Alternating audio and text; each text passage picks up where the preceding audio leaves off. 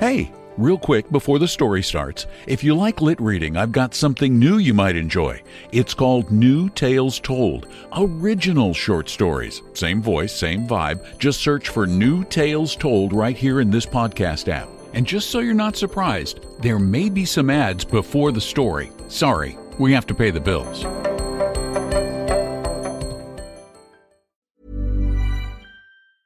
I'm done with subscriptions. Streaming, fitness, razors, vitamins. I've got subscriptions for everything in my life. They lock you in, and half the time, I can't figure out how to unsubscribe. That's why I'm so excited about the new Blue Apron. Now you can get delicious meals delivered with no subscription needed, including new pre-made options. Keep the flavor, ditch the subscription. Get 20% off your first 2 orders with code APRON20. Terms and conditions apply. Visit blueapron.com/terms for more. Hey, I'm Paige DeSorbo, and I'm always thinking about underwear. I'm Hannah Berner, and I'm also thinking about underwear, but I prefer full coverage. I like to call them my granny panties. Actually, I never think about underwear. That's the magic of Tommy John. Same. They're so light and so comfy, and if it's not comfortable, I'm not wearing it. And the bras, soft, supportive, and actually breathable. Yes, Lord knows the girls need to breathe. Also, I need my PJs to breathe and be buttery soft and stretchy enough for my dramatic tossing and turning at night. That's why I live in my Tommy John pajamas. Plus, they're so cute because they fit perfectly. Put yourself on to Tommy John. Upgrade your drawer with Tommy John. Save 25% for a limited time at TommyJohn.com/comfort. See site for details.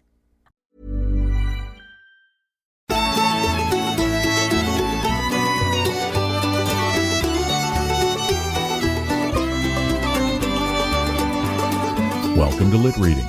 I'm Don McDonald. In the 1850s and 1860s, thousands packed up and headed for the gold fields of California and the silver mines of Nevada to seek their fortunes. Among this disparate group of men, along with a very few women, were drifters, grifters, workmen, conmen, gamblers, and storytellers. This is the tale about members of the latter 2 categories. It's called The Celebrated Jumping Frog of Calaveras County by Mark Twain.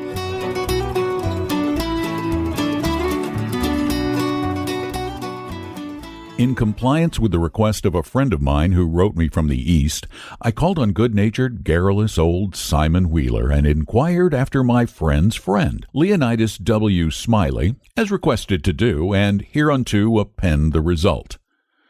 I have a lurking suspicion that Leonidas W. Smiley is a myth, and that my friend never knew such a personage, and that he only conjectured that if I asked old Wheeler about him, it would remind him of his famous friend Jim Smiley, and he would go to work and bore me to death with some exasperating reminiscence of him as long and as tedious as it should be useless to me.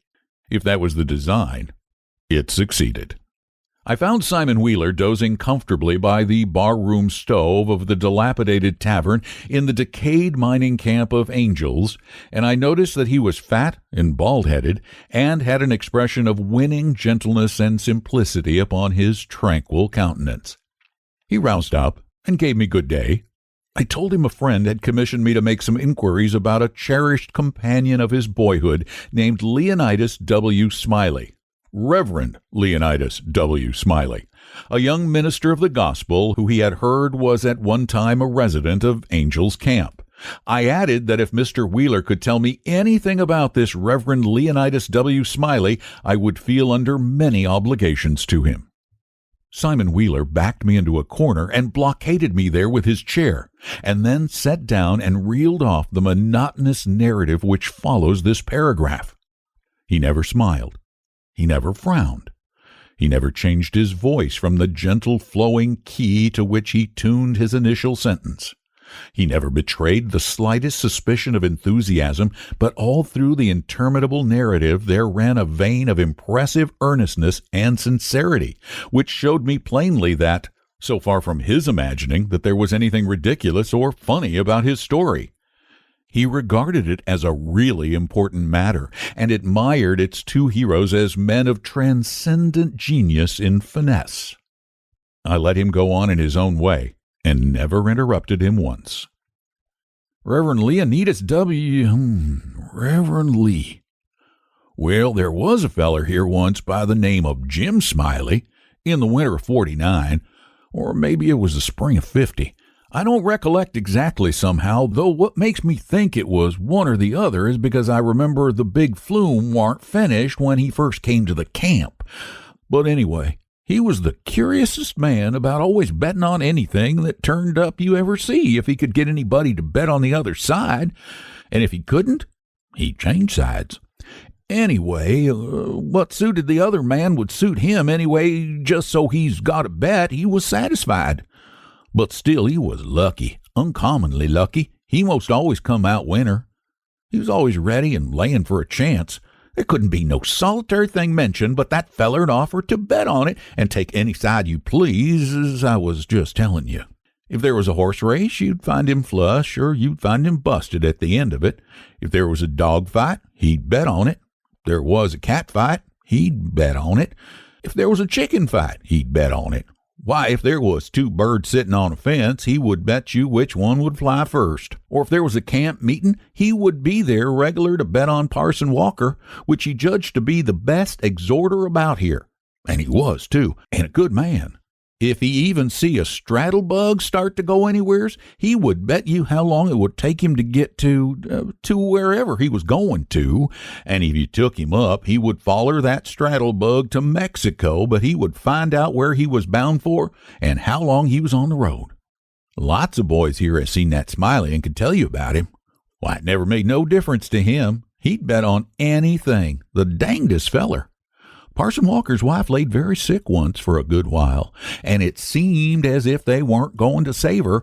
But one morning he come in and Smiley up and asked how she was, and he said she was considerable better, thank the Lord for his infinite mercy, and coming on so smart that with the blessing of Providence she'd get well yet. And Smiley, before he thought, says, "Well, I'll risk 2.5 she don't anyway." This year Smiley had a mare. The boys called her the 15-minute nag, but that was only in fun, because, of course, she was faster than that. And he used to win money on that horse, for all she was so slow, and always had asthma or the distemper or the consumption or something of that kind. They used to give her 200 or 300 yard start and then pass her underway, but always at the fag end of the race she'd get excited and desperate like and come cavorting and straddling up and scattering her legs around limber, sometimes in the air and sometimes out to one side amongst the fences, and kicking up more dust and raising more racket with her coughing and sneezing and blowing her nose, and always fetch up at the stand just about a neck ahead, as near as you could cipher it down. And he had a little small bull pup that to look at him you'd think he warn't worth a cent but to sit around and look ornery and lay for a chance to steal something. But as soon as money was up on him, he was a different dog. His underjaw began to stick out like the forecastle of a steamboat, and his teeth would uncover and shine like the furnaces. And a dog might tackle him and bullyrag him and bite him and throw him over his shoulder 2 or 3 times, and Andrew Jackson, which was the name of the pup, Andrew Jackson would never let on, but he was satisfied and hadn't expected nothing else. And the bets being doubled and doubled on the other side all the time till the money was up. And then all of a sudden, he would grab that other dog just by the gin of his hind leg and freeze to it. Not chaw, you understand, but only just grip and hang on till they throwed up the sponge if it was a year.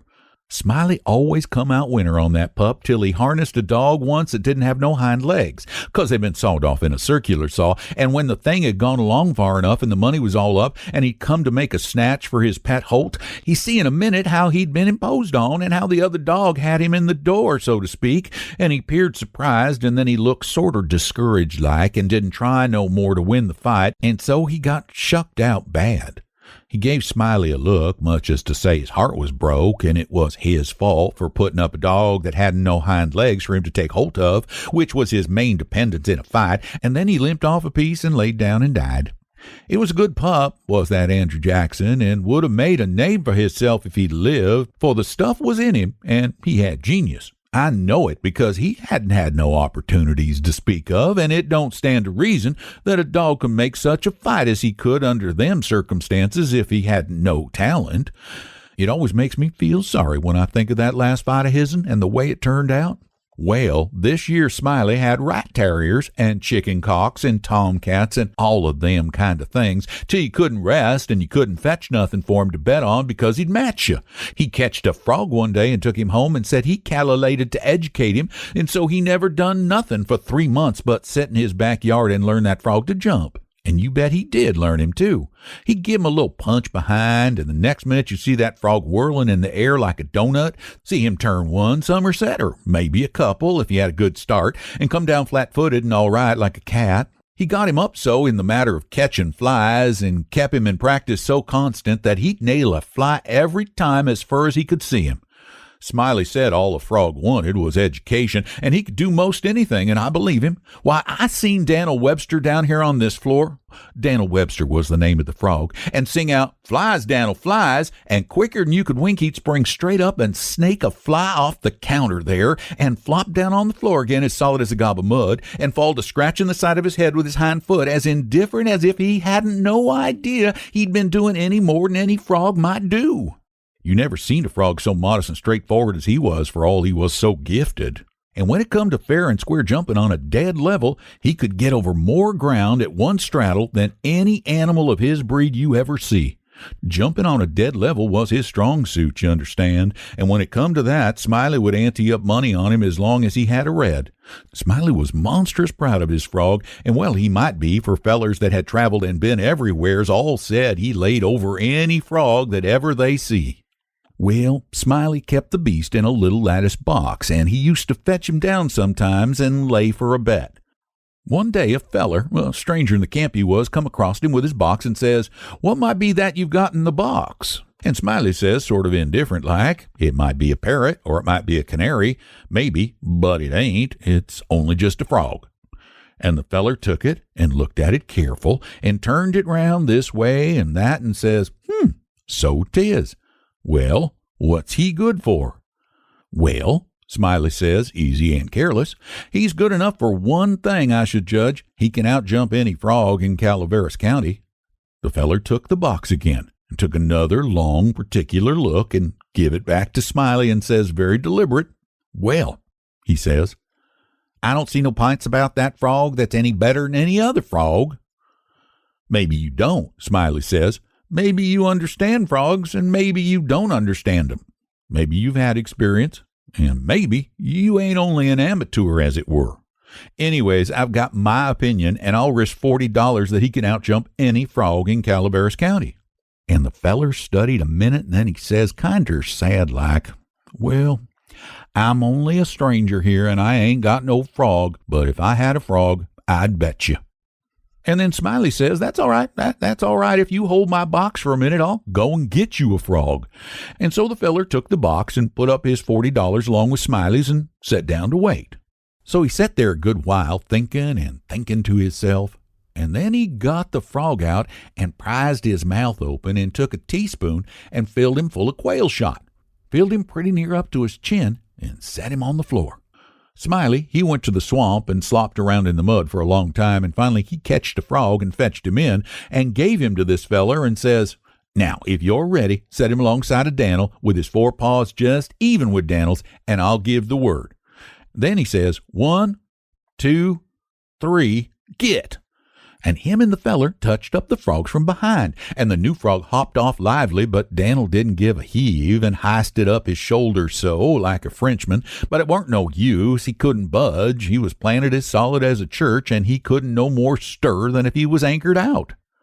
Smiley was a good deal surprised, and he was disgusted too, but he didn't have no idea what the matter was, of course. The feller took the money, started away, and when he was going out the door, he sort of jerked his thumb over his shoulder so at Dan'l and says, very deliberate, "Well," he says, "I don't see no pints about that frog that's any better than any other frog." Smiley, he stood scratching his head and looking down at Dan'l for a long time, and at last says, "I do wonder what in the nation that frog throwed off for.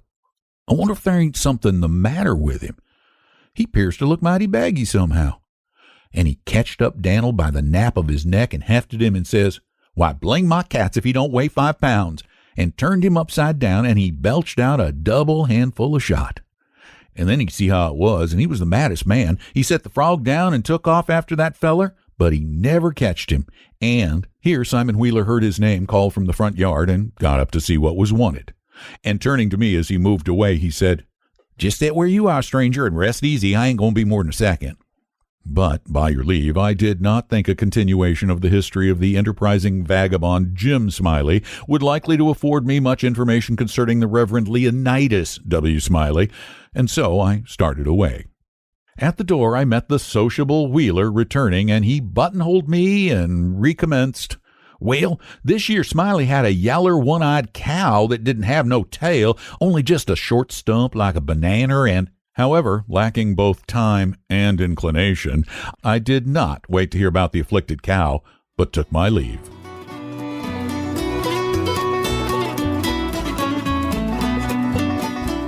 Looking to make his fortune, Samuel Clemens, better known as Mark Twain, went west to Nevada in 1861 as a reporter.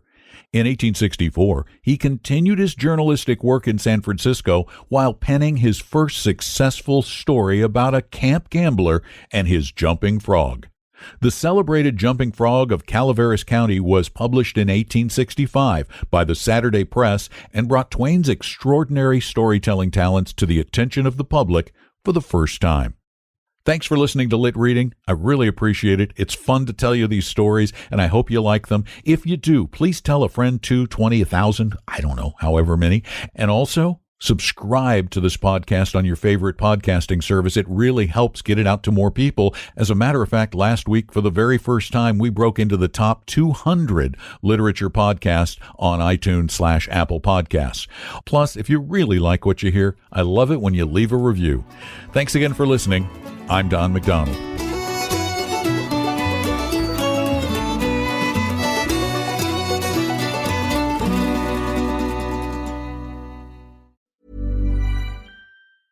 Hey, I'm Paige DeSorbo, and I'm always thinking about underwear. I'm Hannah Berner, and I'm also thinking about underwear, but I prefer full coverage. I like to call them my granny panties. Actually, I never think about underwear. That's the magic of Tommy John.